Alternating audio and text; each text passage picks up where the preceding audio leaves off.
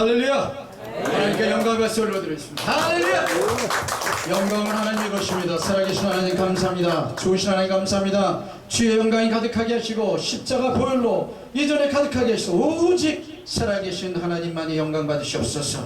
좋으신 하나님 영광 받아 주시고 성령님께서 사라져 가시고 축복하고 다스려 주시고 종의 입술 지극히 적은 종의 말씀을 들었습니다. 성령님께서 붙들어 주시고 미약하지만 하나님께 하시면 됩니다. 하나님께 하시면 감동이 일어납니다. 성령님께서 역사하시면 많은 사람들이 주께로 돌아오고 이 ITS 복음방송이 부흥된 줄로 믿사오니 성령님 온전히 정복하고 다스리고 정확하여 주시옵소서. 주여 역사하심을 감사합니다. 예수 그리스도 이름으로 감사합니다. 기도합니다. 아멘. 할렐루야. 네. 자, 10분 설교이기 때문에 말을 여러 말 할 수가 없어요. 그래서 10분은 성경 말씀을 다 읽고 말씀을 시작할 때부터 이렇게 10분으로 해주셨으면 감사하겠습니다. 자, 마태복음 16장 24절 26절 한번 찾아보겠습니다.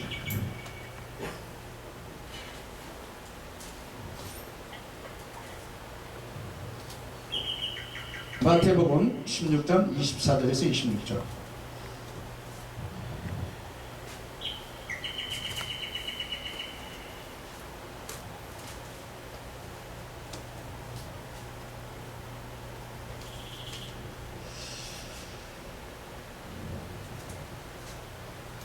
자, 어떻게 읽어드리겠습니다. 이에 예수께서 제자들에게 이르시되 누구든지 나를 따라오려거든 자기를 부인하고 자기 십자가를 지고 나를 따를 것입니다.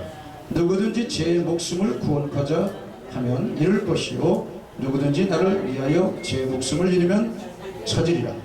사람이 만일 온 천하를 얻고도 제 목숨을 잃으면 무엇이 유익하리요? 사람이 무엇을 주고 제 목숨과 바꾸겠느냐? 아멘. 네. 자, 오늘 이 말씀을 근거로 해서 누구나 자기 십자가가 있어요. 자기 십자가를 지고 따라가고 예수님은 말씀하셨어요. 이제 예수님이 십자가를 지지 않고는 누구와요? 예수님과 상관이 없다고 말씀하셨어요. 그 누구든지 십자가를 져야 돼요. 예수님이 이미 큰 십자가를 지고 우리를 위해서 십자가의 쉼틀에서 사형당해서 죄를 갚아 주셨지만 내가 져야 될 십자가가 있다는 겁니다. 할렐루야. 많은 분들이 십자가를 예수님이 지셨기 때문에 나는 그 십자가를 그냥 그 은혜로 구원받고 은혜만 받으면 된다고 말합니다. 은혜 뒤에는 우리가 그 은혜 주신 것에 감사하고 우리가 해야 될 것이 있다는 거예요. 할렐루야. 그래서 내 십자가가 무엇입니까?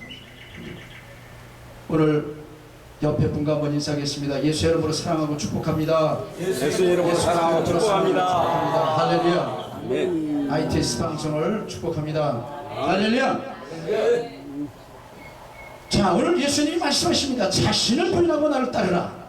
우리 주님이 말씀하십니다. 나는 십자가에 죽고 예수님만이 나타나야 되는데 참으로 요즘 시대에 심각한 문제가 있어요. 수많은 사람들이 제각기 자기 이생의 자랑과 정욕과 탐욕으로 탐심으로 살아가고 있어요.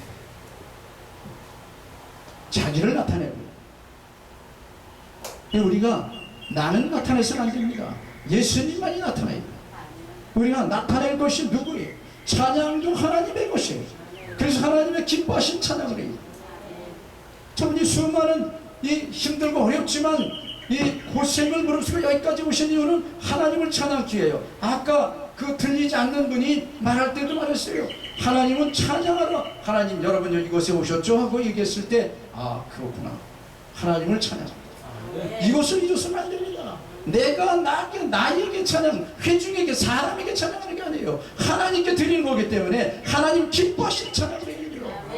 조금 전에 그 찬양 중에 몇 곡 한 중에 마지막 곡은 하나님이 기뻐하시는데 그 가운데 있는 그 찬양은 하나님이 예수님이 들어간 게 아니에요. 그거 가사가 이 곡조는 흥이 있을지 모르지만은 하나님께 전혀 상관없는 주님을 누구로 주님을 삼느냐가 문제예요. 할렐루야. 나의 주인을 누구로 삼습니까? 돈을 주인으로 삼습니까? 나의 주인을 누구로 삼아요? 석가모니를 주인으로 삼아요? 이런 사람들이 많이 있어요. 예수님이 나타나지 않고 하나님이 나타나지 않고 이곳 그 가사가 되어 있는 것은 그것은 다 헛거예요. 누구를 찬양하는 겁니까? 이거 애매하게 이렇게 만들어가지고 사단이 교묘하게 그 영광을 가르치고 있는 것을 우리가 깨달아야 될 것입니다. 아멘.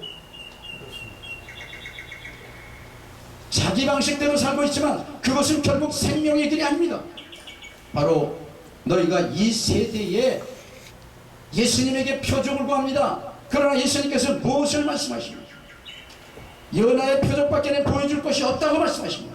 불순종으로 풍랑을 만나 고기 뱃속에 3일 동안 죽음 같은 고난 후 순종하게 됩니다. 죽기까지 생명의 말씀에 복종하고 순종하는 저 여러분이 되어야 되는 것입니다. 고난과 역경을 통과하도록 훈련하십니다. 왜 그렇습니까? 그것이 없으면 사생하여 바로 죽은 자가 되기 때문에 그렇습니다.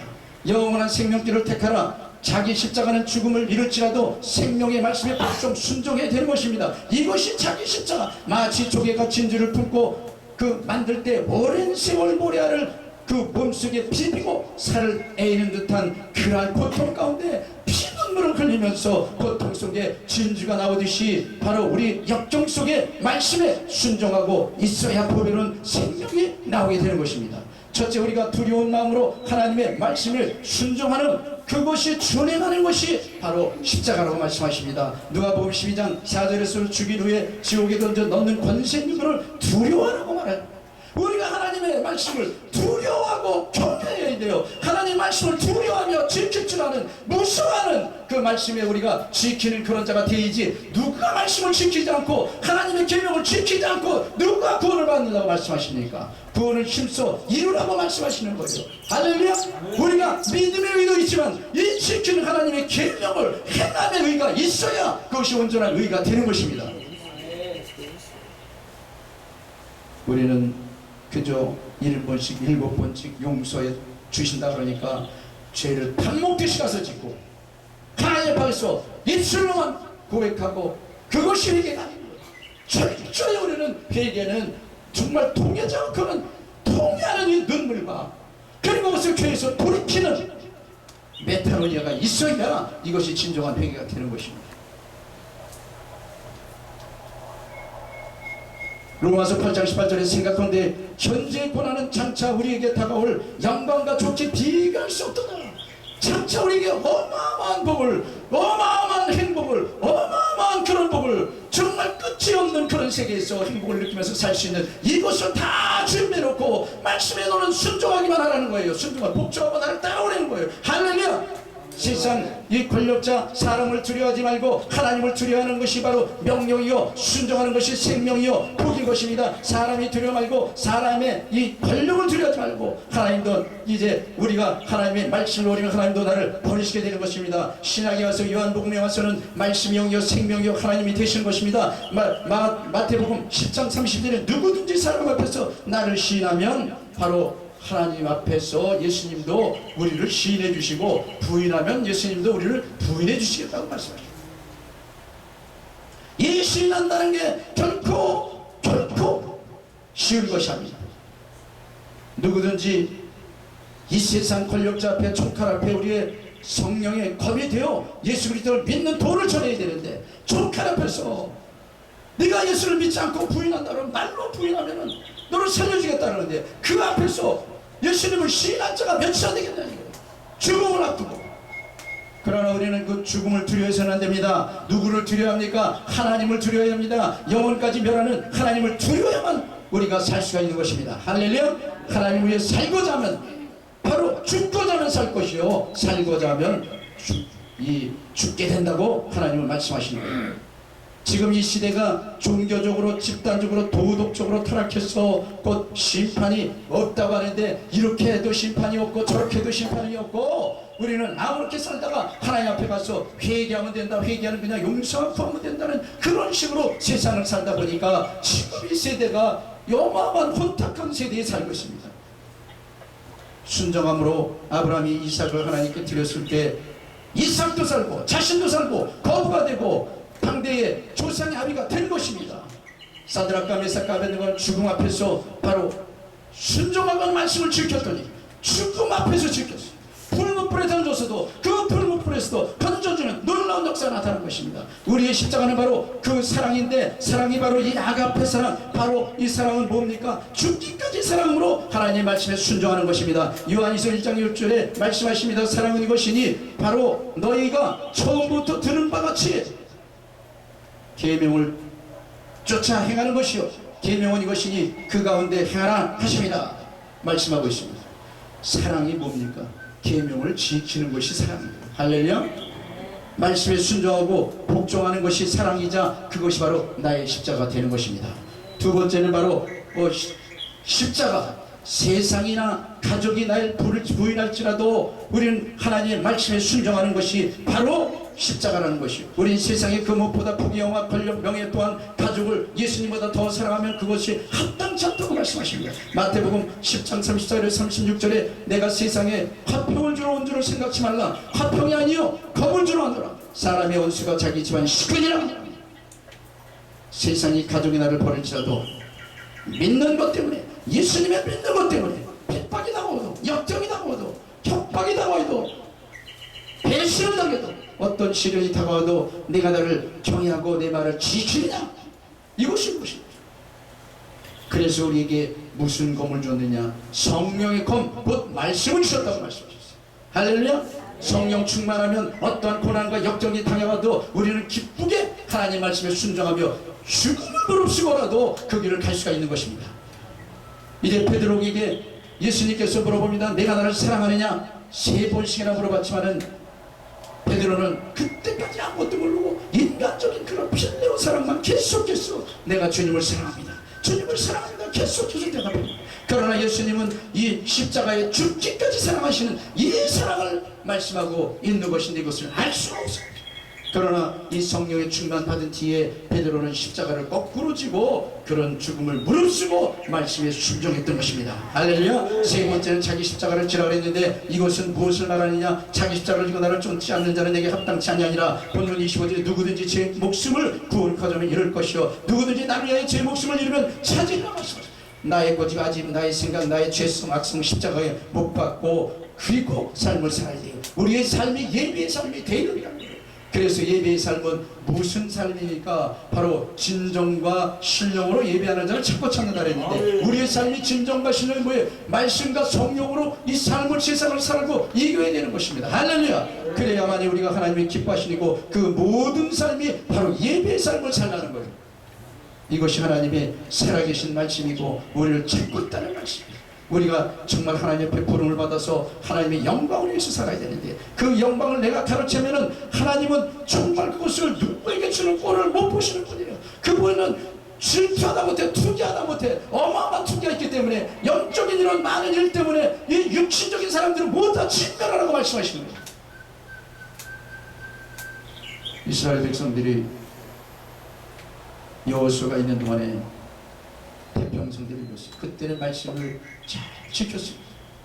그러나 여호수아가 죽고 난 뒤에 사사시대에는 많은 그런 자들이 이제 말씀을 벗어나고 하나님을 외면하고 살았습니다.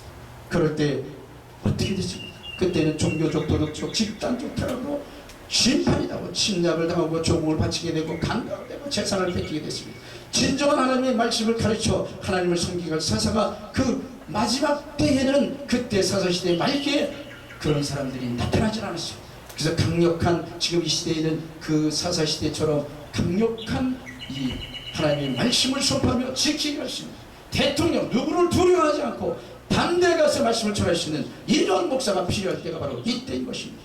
우리가 범죄하지 말고 바로 설마는 신앙 아니란 그런 신앙을 하나님 앞에서는 행해서는 안 되는 것입니다. 하나님 앞에 돌아와 말씀으로 돌아오고 사사시대 미스바 회개 그 총회에 모인 바로 이스라엘 백성 중에 베냐민 지파가 보이지 않아서 이스라엘 백성들이 통곡하고 울었습니다. 바로 그 형제 중에 형제이 베냐민 이 지파는 동성애 바로 남색을 했던 거예요. 이에서 강간당해서 결국 연합해서 이들을 진멸하게 됩니다. 그래서 이 베냐민 지파가 몇 명 남지 않았어요. 그것을 보고 통곡합니다. 우리가 정말 미스바 회개가 모일 때가 바로 이때가 아닌가. 바로 교회적으로 종교적으로 하고 우리가 정말 신앙적으로 도덕적으로 여러 가지 정말 패역한 이 시대에서 우리는 회개만이 하나님을 기쁘시게 하는 이런 놀라운 역사가 나타나게 되는 것입니다.